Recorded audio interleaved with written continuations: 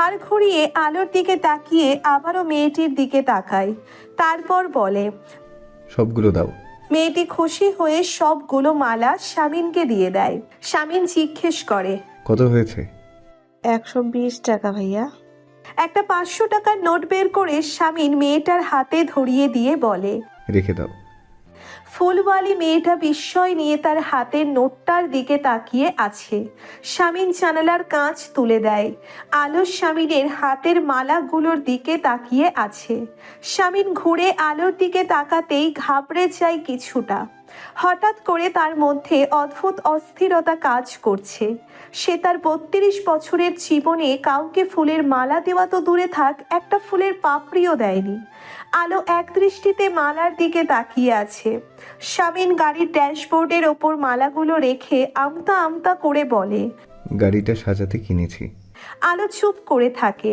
শামিন মনে মনে বলে, ওগুলো তোমার, স্টুপিড মেয়ে। আলো আবারও ঘাড় ঘুরিয়ে জানালার বাইরে দৃষ্টি দেয়। বিরক্তিতে শামিনের কপাল কুঁচকে যায়। এদেশে একটা মেয়ে খুঁজে পাওয়া যাবে না যে বেলি ফুলের মালা পছন্দ করে না, অথচ এই মেয়ে ছুঁয়েও দেখছে না। এটা কি ধরনের নারী? শামিনের ইচ্ছে করছে আলোর ঘাড় ধরে কাছে টেনে এনে মালাগুলো খোপায় লাগিয়ে দিতে, কিন্তু ধৈর্যশীল শামিন নিজেকে সংযত করে চুপ করে বসে থাকে। হ্যাঁ আন্টি, সব গুছিয়ে নিয়েছি, আপনি ওনাদের বলে রাখুন। এক হাত দিয়ে ফোনটা কানে ধরে রেখে অন্য হাতে কোলবালিশ এনে বিছানার মাঝে রাখে সে। প্রতিদিন রাতে এই জড়বস্তুটাকে আলমারি থেকে বের করে নিজের অধিকারের কিছুটা দিয়ে দেওয়া খুবই কষ্টের ব্যাপার শামিনের কাছে, কিন্তু নিজের বউয়ের নারীবাদী অনুভূতির প্রতি সম্মান জানাতে সে এই কাজটা খুবই আনন্দের সাথে করে। মুখটা এমন করে রাখে যেন এই কাজটা করে তার একটুও বিরক্তি লাগছে না। সে খুবই আনন্দিত। বুকের যন্ত্রণা বুকে চেপে রেখে মনে মনে কোল বালিশটার দিকে তাকিয়ে বলে, একবার বউয়ের মনে জায়গা করে নিতে দে, তারপর প্রথমেই চোখে কেটে টুকরো টুকরো করবো আমি। ফোনের ওপাশে ডক্টর রুবি ছিল। সিঙ্গাপুরে যাওয়ার ব্যাপারে কথা হচ্ছিল দুজনের। ফোন কেটে দিয়ে শামিন আলোর দিকে তাকায়। আলমারির মধ্যে কিছু একটা খুঁজছে। কি খুঁজছো? শামিনের প্রশ্নে আলো ঘুরে তাকায়। অস্ফুট স্বরে বলে, আম্মু বলেছে স্বর্ণের গয়নাগুলো সাথে করে না নিয়ে যেতে, সেগুলো রেখে দেব। শামিন আলোর হাতের দিকে তাকায়। আলো নিজের হাতের বালা দুটো খুলতেই যাচ্ছিল। শামিন নরম গলায় বলে, ওই দুটো থাকুক প্লিজ। আলো থেমে যায়। কিছু মুহূর্ত শামিনের চোখের দিকে তাকিয়ে থেকে আলমারির দরজা বন্ধ করে বিছানার কাছে যায়। বেডসাইডের টেবিলের ওপর বেলি ফুলের মালাগুলোকে দেখতে পেয়ে শামিনের দিকে তাকায়। শামিন বিছানায় চুপচাপ বসে আছে আলোর দিকে তাকিয়ে। আলো নিজের জায়গায় শুতেই যাচ্ছিল, তখনই শামিন বলে ওঠে, আরেকটা আবদার রাখবে? এটা আলো জিজ্ঞাসু দৃষ্টিতে তাকায়। শামিন তার বালিশের নিচ থেকে একটা ক্ষুদ্রাকার বক্স বের করে তার মধ্য থেকে সেই লকেটটা বের করে। আলো নিশ্চুপ হয়ে শামিনের হাতের দিকে তাকিয়ে আছে। এক পলক আলোর মুখের দিকে তাকিয়ে ধীরে ধীরে আলোর দিকে এগিয়ে যায়। আলো শামিনের পদক্ষেপ স্পষ্ট বুঝতে পেরেছে, কিন্তু কোনো এক অজানা কারণে নিজের জায়গায় নির্লিপ্ত ভঙ্গিতে বসে থাকে। আলোর খুব কাছে গিয়েও দূরত্ব বজায় রেখে লকেটটা আলোকে পরিয়ে দিতে দিতে বলে, এটাও থাকুক। লকেটটা পরিয়ে আলোকে মুগ্ধ চোখে দেখছে শামিন। আলো তার দিকে এক পলক তাকিয়ে চোখ সরিয়ে নিয়ে বসে থাকে। পরপর শামিন বলে ওঠে, একটা শেষ আবদার রাখবে? আলো জড়তা কাটিয়ে অস্ফুট স্বরে বলে ওঠে, বলুন। শামিন ডান হাত বাড়িয়ে বেলি ফুলের মালাগুলো নিয়ে নেয়। সবগুলো একসাথে পেঁচিয়ে নিয়ে আলোর খোপায় বেঁধে দেয়। নির্দিষ্ট দূরত্বে বসে হাত বাড়িয়ে মালাটা খোপায় লাগাতে বেশ বেগ পেতে হচ্ছে। শামিন ভেবেছিল আলো রিয়্যাক্ট করবে। আলোর নীরবতা শামিনকে স্বস্তি দিলেও আলোর চোখে মুখে ছেয়ে থাকা সংকোচ শামিনের মন খারাপ করে দেয় মুহূর্তেই। খোপা থেকে হাত সরিয়ে নিয়ে মৃদু স্বরে বলে, এগুলোও থাকুক আজ রাতের জন্য। গাড়ির ড্যাশবোর্ডের ওপর পড়ে থাকলে এত সুন্দর ফুলগুলো অপমান হতো। তাদের সঠিক এবং উপযুক্ত জায়গায় রেখে দেওয়াটা আমার দায়িত্ব। মেয়েও তার দায়িত্ব পালনে অলসতা করে না আসিয়া। আলো চেহারায় সংকোচ নিয়ে এদিক ওদিক তাকায়। স্বামীর নরম গলায় বলে ওঠে, একটা সর্বশেষ আবদার রাখবে? আলো এইবার স্বামীনের চোখের দিকে তাকিয়ে থাকে। স্বামীন আলোর গালে একটা হাত রেখে অস্ফুট স্বরে বলে ওঠে, তুমিও প্লিজ থেকো, তবে এক রাত্রি কিংবা 2 রাত্রির জন্য না, আরব্য রজনীর মতো 1000 রাত্রি থেকো। আমি তোমার উপযুক্ত স্থান হবার চেষ্টা করব, যে স্থানে থাকলে তুমি কখনো অসম্মানিত কিংবা অপমানিত হবে না আসিয়া। কথাটা শেষ করেই স্বামীন আলোর গাল থেকে হাত সরিয়ে নিয়ে চাদর মুড়ি দিয়ে শুয়ে পড়ে টান টান হয়ে। তার চোখে মুখে ছেয়ে থাকা তার কাঙ্ক্ষিত নারীটাকে একান্তে পাওয়ার জন্যে তার পুরুষ মনের ব্যাকুলতা চাদরে মুখ না ঢেকে নিলে ওই নারীটা বুঝে নেবে স্বামীন তাকে অস্বস্তিতে ফেলতে চাই না। আলো অদ্ভুত চোখে স্বামীনের দিকে তাকিয়ে থাকে। কিছুক্ষণ চুপ করে থেকে কাঁপা কাঁপা হাতে নিচের গলায় স্বামীনের পরিয়ে দেওয়া লকেটটা ছোঁয়। দীর্ঘ সময় বসে থেকে ধীরে ধীরে গুটিসুটি মেরে শুয়ে পড়ে সে। তার হাতের মুঠোয় ধরে রেখেছে লকেটটা। ফ্লাইট সকাল 7:30টায়। তারা ভোর 4:30টের সময় এয়ারপোর্টে পৌঁছে যায়। ইলহাম স্বামীন আর আলোকে নামিয়ে দিয়ে আসে এয়ারপোর্টে। সিকিউরিটি চেকিং হয়ে গেলে স্বামীন আলোকে নিয়ে একটা ফুড শপের দিকে যায়। সেখান থেকে হালকা কিছু স্ন্যাক্স কিনে নিয়ে আলোকে একটা বেঞ্চিতে বসতে বলে নিজেও পাশে বসে। হাতের প্যাকেটটা আলোর দিকে এগিয়ে দিয়ে বলে, হালকা কিছু খেয়ে নাও। আলো রোবটের মতন হাত বাড়িয়ে প্যাকেটটা নিয়ে নেয়। স্বামীর নিজের প্যাকেট খুলে স্যান্ডউইচ খেতে থাকে। পাশে কিছুটা দূরেই এক বৃদ্ধ দম্পতি তাদের দেখছিল। মহিলা কৌতূহলী হয়ে স্বামীনকে বলে, তুমি স্বামী নিয়াসার মির্জা না? স্বামীন তার দিকে তাকিয়ে বিনয়ের সাথে উত্তর দেয়, জি। আমাকে চিনতে পেরেছ? আমি কলম রাইটার নাসিফা কালাম। তোমার দিগন্ত ফাউন্ডেশনের একটা প্রতিবেদন লিখেছিলাম আমি। স্বামীন কিছুক্ষণ চেয়ে থেকে বলে, জি। সাথে কে? তোমার ওয়াইফ? জি। সিঙ্গাপুর কেন যাচ্ছ হানিমুনে? স্বামীন থতমত খেয়ে আলোর দিকে তাকায়। আলো খাওয়া রেখে বসে আছে চুপচাপ। মুহূর্তেই অস্বস্তি কাটিয়ে স্বামীন বলে ওঠে, চিকিৎসার জন্য। বৃদ্ধ লোকটা বলে ওঠে, তোমরা ইয়াং কপাল যাচ্ছ চিকিৎসার জন্য, আর আমরা বুড়ো বুড়ি যাচ্ছি হানিমুনে। হা হা হা হা। হ্যাঁ, রস উপচে পড়ছে তো আপনাদের। আলো বিড়বিড় করে বলে ওঠে। স্বামীন আলোর দিকে তাকিয়ে চোখ পাকিয়ে বলে, মুরব্বী মানুষ, বেয়াদবি করবে না আলো। ওনারা এত পার্সোনাল কথা জানতে চাচ্ছে কেন? মুরব্বীদের মতো থাকতে পারে না? ফিস ফিসিয়ে বলে আলো। স্বামীন কোনো কথা বলে না। বৃদ্ধ মহিলা বলে ওঠে, চিকিৎসার জন্য যাওয়া বিজনেস ট্রিপ। বউ নিয়ে যখন যাচ্ছ সেটাকে হানিমুনই বলতে হবে। স্বামীন বিরস মুখে স্যান্ডউইচে একটা কামড় বসিয়ে মনে মনে বলে, হানিমুন? মধুচন্দ্রিমা?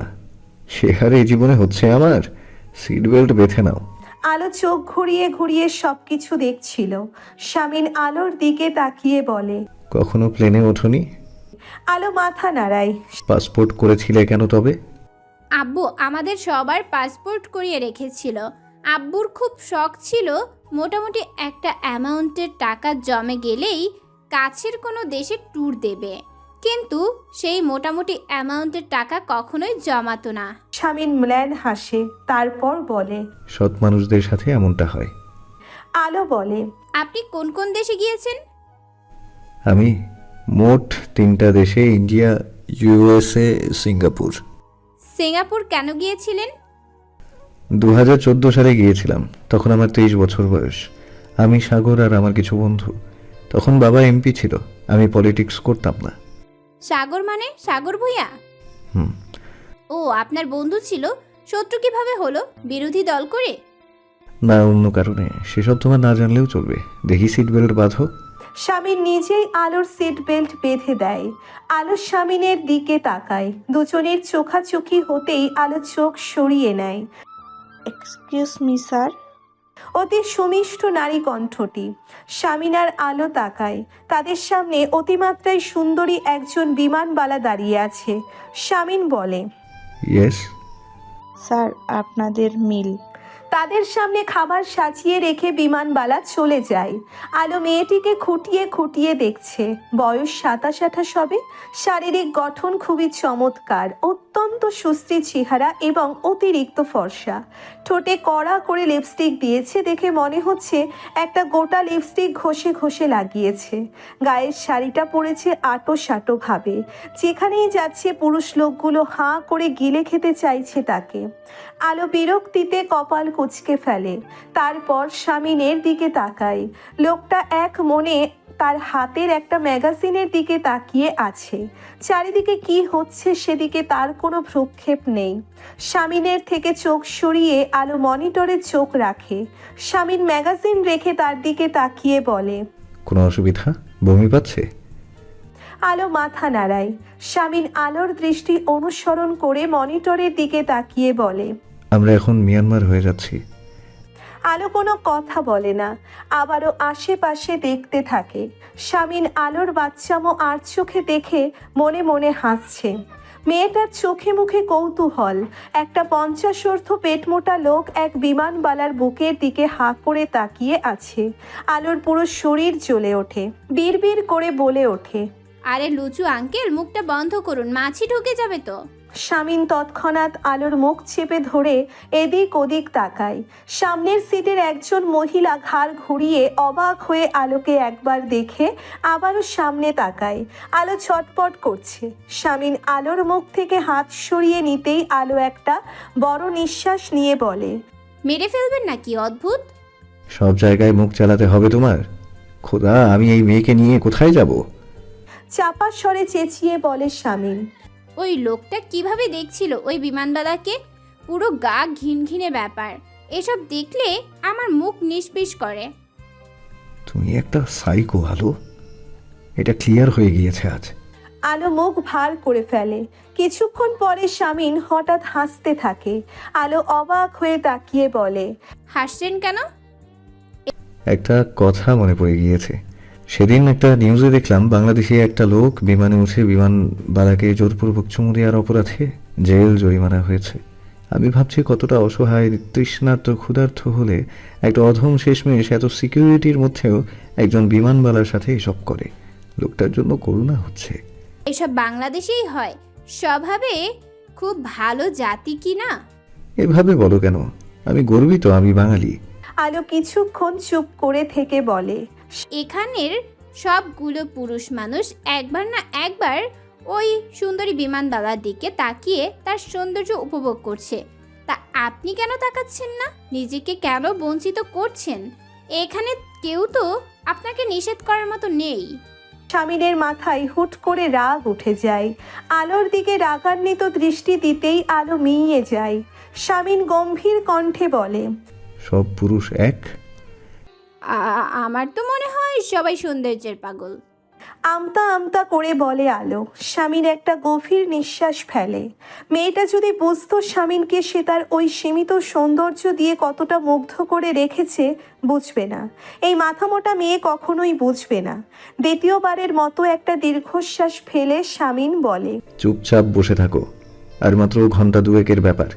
কোন লোক কোন বিমানবালাকে চোখ দিয়ে খেয়ে নিল সেটা তোমার দেখতে হবে না। বেশি দেখাদেখি করতে ইচ্ছে হলে আমাকে দেখে বসে থাকো। মোটামুটি হ্যান্ডসামই আছে তোমার স্বামী। Welcome to hotel grand palace. রিসেপশনের বাদিকটায় একটা স্ট্যাচু হোটেলের নেমপ্লেট হাতে দাঁড়িয়ে আছে। তাতে ইংরেজির পাশাপাশি আরও দুটো ভাষায় হোটেলের নাম লেখা। আলো লবিতে দাঁড়িয়ে স্ট্যাচুর দিকে তীক্ষ্ণ দৃষ্টিতে তাকিয়ে আছে। স্ট্যাচুটির লিঙ্গ আলো বুঝতে পারছে না, এটা পুরুষ নাকি মহিলা।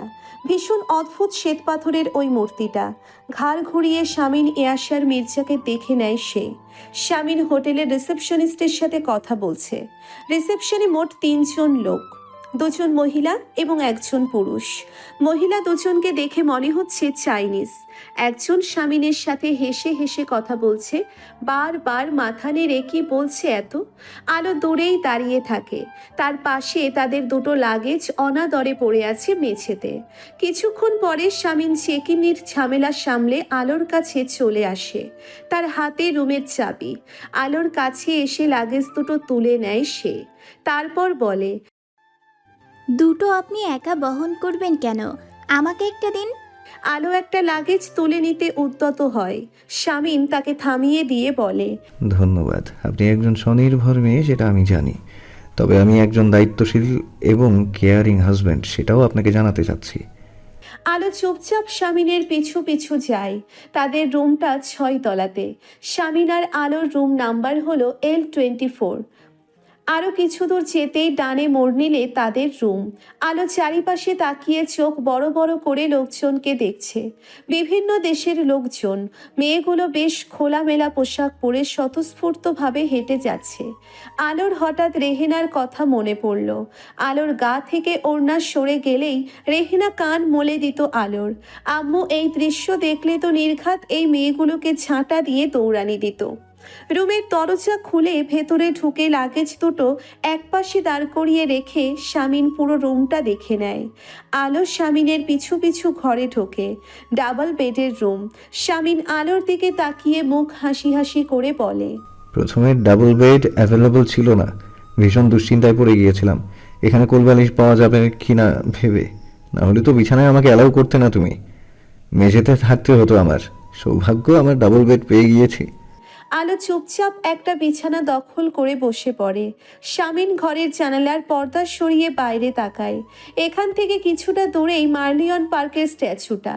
শামিন আলোকে দেখে স্ট্যাচুটা দেখিয়ে বলে, এটা কখনো দেখেছো কোথাও? আলো কিছুক্ষণ তাকিয়ে থেকে বলে, হ্যাঁ, মুভিতে দেখেছি।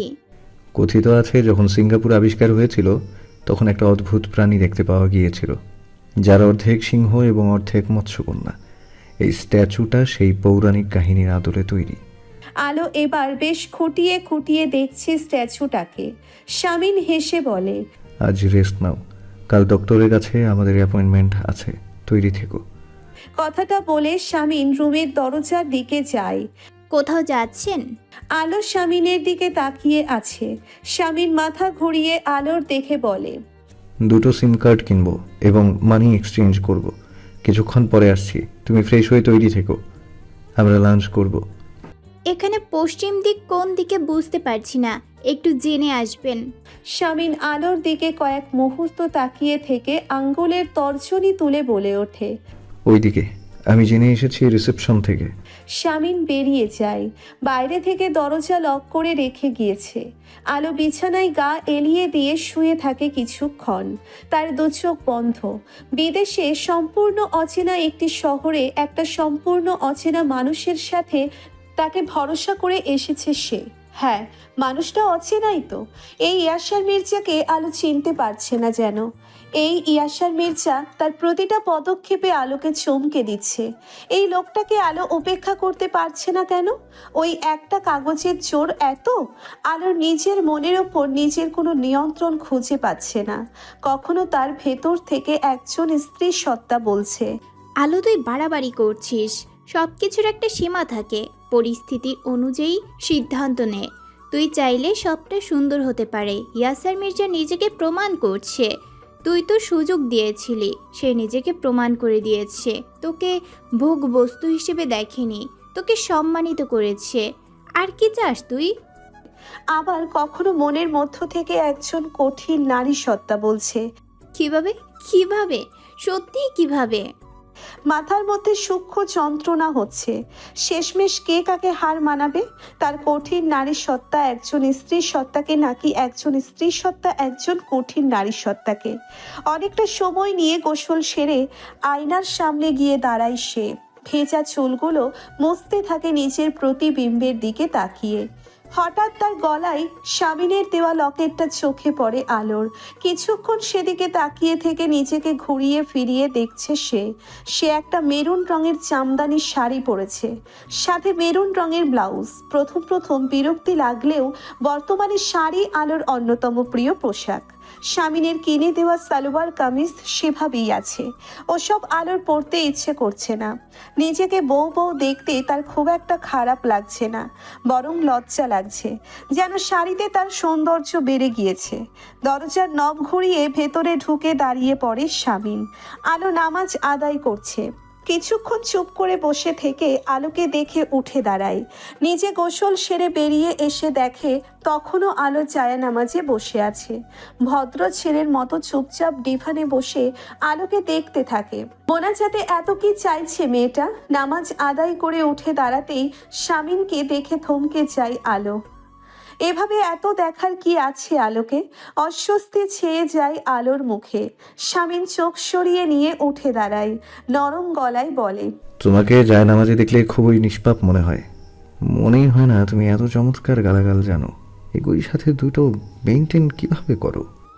আলো জায়নামাজে ভাঁজ করতে করতে বলে, আপনি নিজের কথা ভাবুন। শুধুমাত্র শুক্রবার দলের ছেলেদের সাথে মসজিদে গিয়ে জুম্মার নামাজ আদায় করে আসেন, তার মুখে এত বড় বাতেলা মানায় না।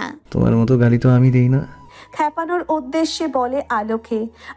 আপনার মতো একটা অপকর্ম করে তারপর একটা মহৎ কাজ করে ব্যালেন্স করে তো চলি না। আপনার দুই কাঁধে ফ্রেস্তা হিমশিম খেয়ে যায় আপনার কর্মকাণ্ড দেখলে। একবার 10 নেকি লেখে, পরক্ষণেই 10 নেকি কেটে দেয়, আবার লেখে আবার কেটে দেয়। আর তোমার তো দুই কাঁধে ফেরেস্তাই নেই সম্ভবত। তোমার মুখের গালি শুনে ভেগে গিয়েছে। আলো থমথমে মুখে তাকিয়ে আছে শামিনের দিকে। শামিন কথার সুর পাল্টে নিয়ে বলে, আচ্ছা ঠিক আছে, রিলিজিয়াস ব্যাপারগুলো নিয়ে এভাবে কথা না বলি। শুরুটা তো আপনিই করেছেন। ভুল হয়ে গিয়েছে, ক্ষমা করে দেন। নাটকীয় ভঙ্গিতে বলে শামিন। তারপর ওয়ালেট হাতে নিয়ে বলে, ঝগড়া না করি, চলো আগে খেয়ে নিই। খালি পেটে ঝগড়া ভালো না। আচ্ছা। করিডোরে বিভিন্ন ধরনের মানুষের আনাগোনা। শামিনের পিছু পিছু আলো লিফটের কাছে এগিয়ে যাচ্ছে। লিফটের কাছে এসে বোতাম টিপে দাঁড়িয়ে থাকে দুজন। এখন আশপাশটায় কোনো লোকজন নেই, কেমন অস্বাভাবিক নিস্তব্ধতা। হুট করেই লিফটের দরজা খুলে যেতেই দুজনেই সামনে পা বাড়ায়। কিন্তু মুহূর্তেই লিফটের ভেতরের দৃশ্যটি দেখে আলো আর শামিনের চোখ ছানা বড়া হয়ে যায়। 25 বিদেশি কোনো কাপল লিফটের মধ্যে একে অপরকে আলিঙ্গন করে চুম্বনরত অবস্থায় আছে। আশেপাশে কি হচ্ছে তাদের কোনো হুঁশ নেই। শামিন স্তব্ধ হয়ে দাঁড়িয়ে আছে। আলো হতভম্ব ভাব কাটিয়ে চেঁচিয়ে ওঠে, নাউজুবিল্লাহ। শামিন চমকে উঠে আলোর দিকে তাকায়। আলো অসম্ভব জোরে চেঁচিয়ে কথাটি বলেছে যে লিফটের মধ্যে থাকা জুটির কানে তালা লেগে গিয়েছে। তারা হতভম্ব হয়ে আলোর দিকে তাকায়। চোখে মুখে আতঙ্ক ছেয়ে গিয়েছে তাদের। শামিন আলোর হাত ধরে টেনে নিচের পেছনে নিয়ে আড়াল করে বিদেশি কাপলদের উদ্দেশ্যে বলে, don't mind, please carry on. বিদেশিদের চোখে মুখে হতভম্ব ভাব। লিফটের দরজা ধীরে ধীরে বন্ধ হয়ে যায় পুনরায়। শামিন আর আলো বাইরে দাঁড়িয়ে থাকে চুপচাপ। আলো মাথা নিচু করে রেখেছে। কি একটা অসভ্য সমাজে এসেছে। লিফটের মধ্যেই এরা কি রুম বুক করেনি? শামিন ঘাড় ঘুরিয়ে আলোকে এক পলক দেখে। দুজনেই ভীষণ বিব্রত। কিছু সময় পরে শামিন বলে ওঠে, এইসব অহরহ দেখতে পাবে। আরও এভাবে রিয়্যাক্ট করো না, চুপচাপ ইগনোর করে যেও। মাত্র কটা দিন আছি। এ বলে লিফটে তো পাবলিকের জন্য, ওনাদের বেডরুম না। আচ্ছা ঠিক আছে, মাথা ঠান্ডা করো। এবার চলো, খিদে পেয়েছে আমার। পুরো রাস্তায় শামিন হেসেছে। রেস্টুরেন্টে ঢুকে খাবার অর্ডার করেও হাসছে। আলো চোখ মুখ কুঁচকে তাকিয়ে আছে। কিছুক্ষণ পরে হাসি থামিয়ে শামিন বলে ওঠে, যেভাবে চেঁচিয়ে নাউজুবিল্লাহ বলেছ, তাতে ওদের আত্মা খাঁচা ছাড়া হয়ে গিয়েছে। কতটা আতঙ্কিত লাগছিল ওই বিদেশিদের। ওরা সম্ভবত তোমাকে পাগল ভেবেছে। আলো চুপ করে বসে আছে। টেবিলে গরম গরম খাবার পরিবেশন করে ওয়েটার হাসি মুখে চলে যায়। আলো খাবারের দিকে কিছুক্ষণ তাকিয়ে থেকে আশেপাশে দেখতে থাকে। সবাই চুপচাপ খাচ্ছে। শামিন আলোর দিকে এক পলক তাকিয়ে বলে, খাচ্ছ না কেন? আলো টেবিলের দিকে তাকিয়ে একটা খাবারের দিকে তর্জনী আঙ্গুল তুলে বলে, এটা কি? এটা সাউথ ইন্ডিয়ান ফুড। আমরা একটা ইন্ডিয়ান রেস্টুরেন্টে এসেছি। আলো আবারও আশেপাশে তাকায়। সেজন্যই সবাইকে বাঙালি মনে হচ্ছে। প্লেটের খাবারটা নাড়াচাড়া করে আলো বলে, দেখে তো চিতাই পিঠা আর শুকনো মরিচ ভর্তার মতো লাগছে। শামিন হেসে ফেলে। তারপর বলে, এটা ইডলি, আর পাশের তরলটা সাম্বার। খেয়ে দেখো, এটা খুবই মজার একটা খাবার। ইন্ডিয়া গেলে এটা আমি খাই, কেন জানি খুব ভালো লাগে আমার কাছে। আলো খাবারটা টেস্ট করার জন্য একটু ভেঙে মুখে দেয়, তারপর চোখ মুখ কুঁচকে বলে, অতটাও ভালো না। এটার দাম কত? বাংলাদেশি টাকায় 350 টাকা। আলো হতভম্ব হয়ে তাকিয়ে আছে, তারপর বলে ওঠে, 350? দুটো চিতই পিঠার মতো ইডলি না ফিডলি 350? আর আমাদের ঝিলবাড়ি মোড়ের সোভান কাকার চিতই পিঠা আর শুটকি ভর্তা এই খাবারটার থেকেও মজা। 50 টাকায় পেট ভরে খাওয়া যায়। শামিন হেসে ফেলে। আলোর দিকে তাকিয়ে শুধু হাসতেই থাকে। আলো শামিনের দিকে বোকার মতো তাকিয়ে আছে। হাসি থামিয়ে শামিন বলে, ঠিক আছে, ইডলি ফিডলি খেতে হবে না, ওটা পছন্দ না হলে ফ্রাইড রাইস খাও, নয়তো এটা খাও, এই কাবাবটা খুব মজা। এত খাবার অর্ডার করেছেন কেন? খেতে পারবেন? এত অপচয় আমি করি না। কপাল কুঁচকে গৃহিণীদের মতো বলে আলো। শামিন আলোর দিকে তাকিয়ে আছে। এতটা সরলতা লুকিয়ে ছিল কাঠিন্যতার আড়ালে, সেটা এতদিন সে বুঝতেই পারেনি। কঠিন মনের মেয়েটির আড়ালে একটা সাদা সিধে নারী। খাওয়া দাওয়া শেষ করে তারা আবারও হোটেলে ফিরে যায়। শামিন তার বেডে বসে ডক্টরদের সাথে কথা বলছে। আলো জানালার কাছে দাঁড়িয়ে বাইরের দৃশ্য দেখছে। কথা বলা শেষ করে উঠে দাঁড়ায় শামিন। আলোর দিকে চোখ যেতেই থমকে যায় সে। খোলা চুলগুলো পিঠে ছড়িয়ে রেখেছে। এই মেয়েটার চুলগুলো সুন্দর। শামিন বারবার মুগ্ধ হয়ে দেখলে আলোর দিকে খানিকটা এগিয়ে গিয়ে পেছন থেকে বলে ওঠে, কি দেখছো? আলো ঘুরে তাকিয়ে নিচু স্বরে বলে ওঠে, কিছু না। কিছুক্ষণ চুপচাপ দাঁড়িয়ে থেকে শামিন বলে, একঘেয়েমি লাগছে? আলো আবারও শামিনের দিকে তাকায়। শামিন জানে আলো রাজি হবে না, তবুও বলে বসে, চলো তোমাকে একটা জায়গা থেকে ঘুরিয়ে নিয়ে আসি। আলো চুপ করে দাঁড়িয়ে আছে। শামিন ভেবেছে আলোর সম্মতি নেই, তাই সে ঘুরে বিছানার দিকে যাচ্ছিল। তখনই আলো অস্ফুট স্বরে বলে ওঠে, অসভ্য কোনো জায়গা না হলে যেতে পারি, যেখানে এসব অসভ্য লোকজন থাকবে না। আলো চোখ বড় বড় করে চারিপাশে দেখছে। শামিন আর চোখে এক পলক আলোকে দেখে বলে, এটা গার্ডেন অফ বে, বাচ্চাদের পার্ক, এখানে অসভ্য লোকজন নেই। ভালো লাগছে বাচ্চাদের দেখে? আলো মাথা নাড়ায়। শামিন ম্ল্যান হেসে বলে, কাল সেন্টোসা আইল্যান্ড নিয়ে যাব, সিঙ্গাপুরের সবথেকে জনপ্রিয় ট্যুরিস্ট প্লেস। আলো কিছু না বলে চুপচাপ হাঁটছে। এমন জায়গা বাংলাদেশে নেই। প্রযুক্তি দিয়ে তৈরি একটা আর্টিফিশিয়াল জঙ্গল। মুগ্ধ হয়ে যেতে ইচ্ছে করে। হাঁটতে হাঁটতে একেবারে জঙ্গলের গহীনে চলে যায় তারা। এখানে লোকজনের ভিড় নেই খুব একটা। আলো চারপাশে তাকিয়ে বলে, ঘোলাটে কেন চারপাশ? এগুলো ফেক ফগ। আলো অবাক হয়ে আবারও আশেপাশে তাকায়। শামিন বলে, রাইডে চড়তে চাও কেন? দারুণ কিছু রাইড আছে এখানে। আমি বাচ্চা নাকি? কথাটা বলে আলো সামনে এগিয়ে যায়। পার্কের একজন কর্মচারী একটা অদ্ভুত দেখতে নীল রঙের প্রাণী কোলে নিয়ে তাদের দিকে আসছে। আলো কৌতূহলী হয়ে ইংরেজিতে তাকে জিজ্ঞেস করে, এটা কি? এই প্রাণীর নাম কি? কর্মচারী মজার ছলে বলে। শামিন তীক্ষ্ণ দৃষ্টিতে প্রাণীটার দিকে তাকিয়ে থেকে বলে ওঠে, এটা একটা কুকুর, আপনারা পশম তুলে ফেলে রং মাখিয়ে মেডিসিন দিয়ে এমন করে রেখেছেন। এটা এক প্রকার অপরাধ, লজ্জা হওয়া উচিত আপনাদের। কর্মচারী ভীত চোখে শামিনের দিকে তাকায়। আলো শামিনকে নকল করে কর্মচারীকে বলে। কর্মচারী পোকার মতো কুকুরটাকে নিয়ে দাঁড়িয়ে থাকে। শামিন আর আলো সামনে এগিয়ে যায়। কিছু দূর যেতেই তারা প্রযুক্তি নিয়ে নির্মিত কিছু আর্টিফিশিয়াল পশু দেখতে পায়। বাচ্চারা সবাই বিস্ময় নিয়ে সেসব দেখছে। শামিন হাত বেঁধে দাঁড়িয়ে আছে। আর চোখে আলোর দিকে তাকিয়ে দেখতে পায় আলো বাচ্চাদের মতো চোখে মুখে বিস্ময় নিয়ে দেখছে পশুগুলোকে, যেন ভাবছে ওগুলো আসলই। শামিন মুচকি মুচকি হাসতে থাকে। শামিনের ফোন বেজে ওঠে। রাহাত ফোন দিয়েছে।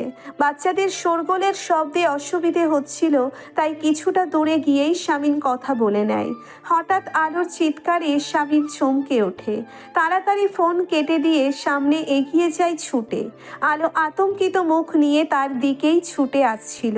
ছুটতে ছুটতে এসে শামিনের পেছনে নিজেকে নিজেকে লুকিয়ে নিয়ে তার পিঠের দিকের শার্ট খামচে ধরে হাঁপাতে থাকে।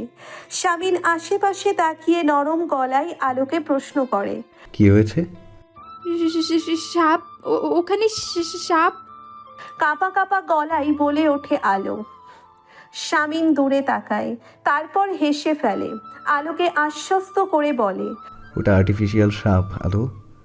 আলো কাঁপছে, ধাতস্থ হতে পারছে না, ফিসফিসিয়ে বলে ওঠে।